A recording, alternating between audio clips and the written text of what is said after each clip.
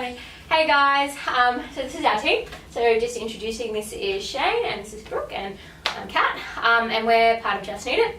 And we wanted to start creating some content for you guys to better educate you on the things that we see in treatment, plus also give you a bit more information about some things that you guys can be doing for yourselves. That's something I think we're all pretty passionate about. So this is our first one, so apologies if it's a little dodgy. We'll do our best. So today we wanted to talk to you about some of the head and neck conditions that we see on a regular basis. And the first one we thought was a good one is headaches, because a lot of you come in to see about headaches. So what do you guys usually do if someone comes in and complains of a headache? So the first thing that I would always do is find out what the cause of their headache potentially is coming from. So whether it's their job or sitting at a desk, their posture, and whether they get the headache in a specific spot in their head, because sometimes that can be quite telling as to which muscles it's coming from. Yep. And what do you mean when it's coming from? Which muscle it's coming from?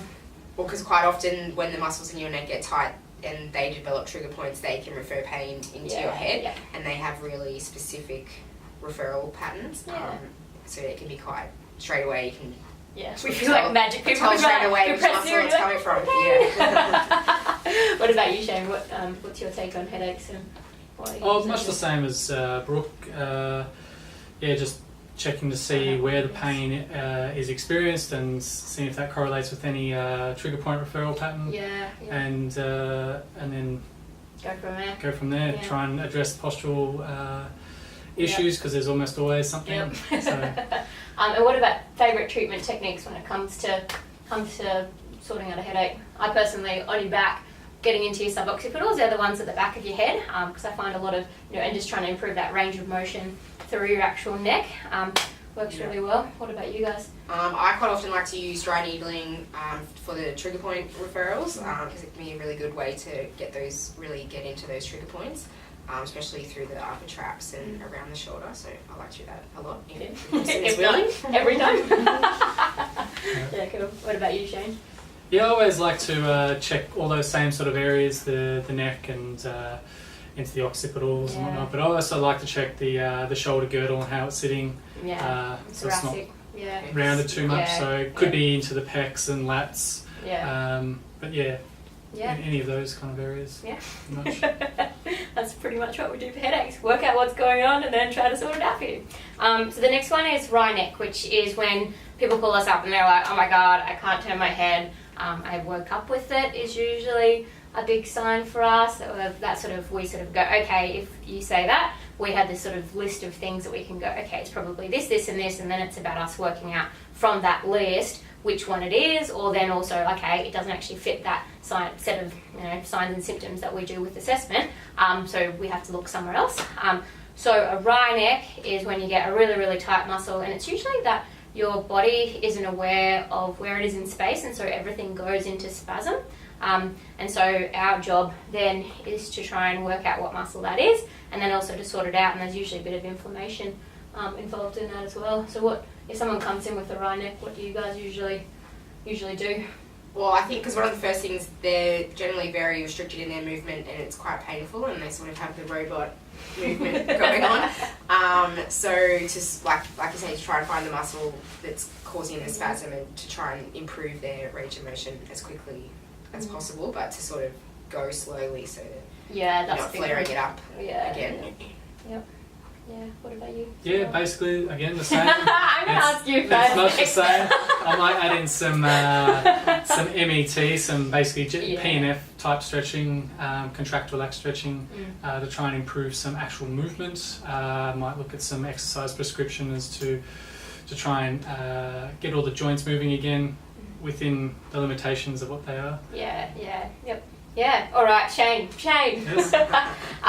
We see a lot of stuff related to posture, and you're usually our just so you know, Shane's really good at connecting the body and how it works as a whole, and so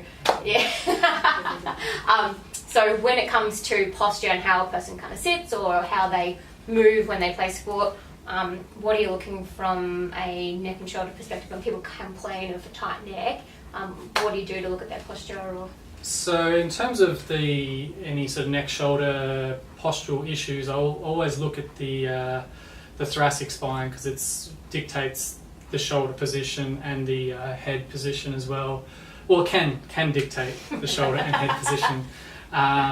So I always like to look at that to see if that's cause or effect.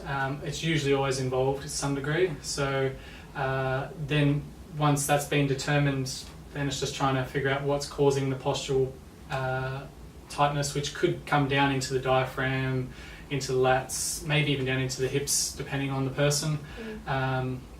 So look at those if necessary, but it really depends on how it's presented. I think that's the big point there, though, is it's actually having a look at your body as a whole and actually assessing stuff and looking at your range of motions and actually trying to work out, rather than just kind of getting you straight on the table and treating. I think that's definitely something that we'll kind of focus on, is working out why and working out what ranges of motions aren't great. So a range of motion is how your joint moves, and then actually trying to change that rather than just giving you the standard, okay, get on the bed and let's just, you saw here, let's treat. Sore here, let's treat that. It's not always as simple as that. So I guess that's probably what's a bit different about how we treat. When it comes to posture, you need to follow it up with exercise prescription, because it's when it's posture, it's very crucial to retrain the positions that you need. So yep, definitely. All right, this is our little cue card. It becomes one of our team wins after this, because we've done our job. So the next one, upper cross posture. I'm a bit of a shocker for this one. Can one of you guys explain what upper cross posture is and what we kind of try to do to change it? You're the posture expert. Upper cross syndrome, upper cross posture is basically this kind of position here. Rounded through the thoracics, poked forward through the chin, rounded through the neck, shoulders forward. That's pretty much kyphosis, upper cross syndrome, hunchback, desk posture. Yeah, so it usually means you've got, tight pecs then, and then you've got tight pecs and tight traps. Tight traps, tight suboccipitals because you're shortened. Yeah. And then you've also, weak SCM or sternocleidomastoid muscle, and then weak lower traps. Yeah. And so the aim is then to kind of reverse that. So it's about opening up through the front, helping that neck posture, helping loosen off those muscles, and then giving you those strength exercises to help to keep you in that position without you having to think about it. So upper cross is probably not a term that you guys come across very often, but it's like the first thing that we learn about, because a lot of conditions that we see with the neck and shoulders come with that sort of that posture, because that's what we do a lot of the day. So I thought that one was important to include. And I think desk setup can be quite telling as well. Yep. And sometimes that's the cause of a lot the posture. Yep, definitely. Alrighty, and then stress. That's a big one that I think people kind of don't talk about and think about from a massage perspective, is that stress in itself can give you a tight neck and shoulders. And so coming to get a massage just to kind of have a bit of stress relief is perfectly fine. It's also about kind of creating an environment for you guys that is enjoyable, but you can also feel like you're still getting some results from a massage. Because I don't know about you, but if someone's just what we call like polishing my skin and making me feel good, I don't feel like I've got enough out of my massage. So we kind of create an environment, I think, that's calms your stress down and you can chill out, but you'll also still feel like you're getting a bit of a massage, and we can try and do some range of motion things at the same time as we're working on a bit of that kind of stress stuff. And I mean, if that's something that you are looking for, I mean, we're not the type of place that lights candles and is going to completely zen, but it is something that you've got to be aware of too, is that stress plays a massive role in neck and shoulder pain and headaches and a lot of other conditions that we see from a physical perspective. So addressing stress, particularly from coming in just getting a massage or just chilling out for an hour, I think is really, really important. So it's something to think about. And then the lucky last one is a lot of the stuff that we see, people are like, oh, I've got a shoulder problem or I've got a wrist problem, and it's like, cool, okay, that's great. And then we start to look at what's going on, and it's actually from another area of their body, which is usually, or not usually, but quite often your neck. So do one of you guys want to talk to that one? a little bit. So in terms of, like, again, I guess going back to the posture, and potentially with the upper cross syndrome posture and getting some nerve referral pain and shooting pain down your arms is coming from the neck and your posture and all that compressing on the nerve complex. Yeah. So I sort of find too, like if you imagine you've got this big kind of line that goes sort of all the way through your arm, into your pec and then into your neck, that's what a nerve kind of does. And so if you've got a really tight bit around any part of that pathway, or your joint isn't moving really well, or your neck's really stiff, it's going to change the way that that nerve impulse or that blood flows down to your arm. And so what we can do is kind of work our way up or work our way down based on what we find, which you can do all of these kind of neural tests, which sort of test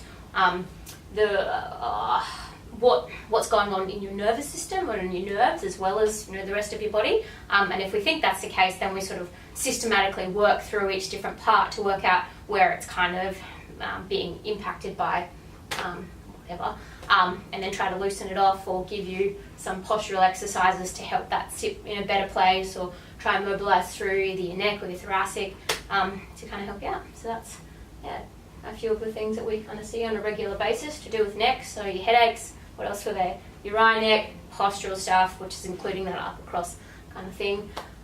Stress, definitely.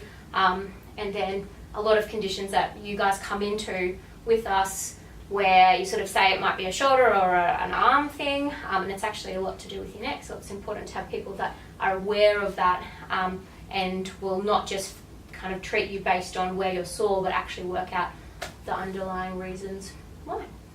So yeah, that was all we really wanted to talk about in our first one of these. So thank you for listening, and we will keep you posted on some more.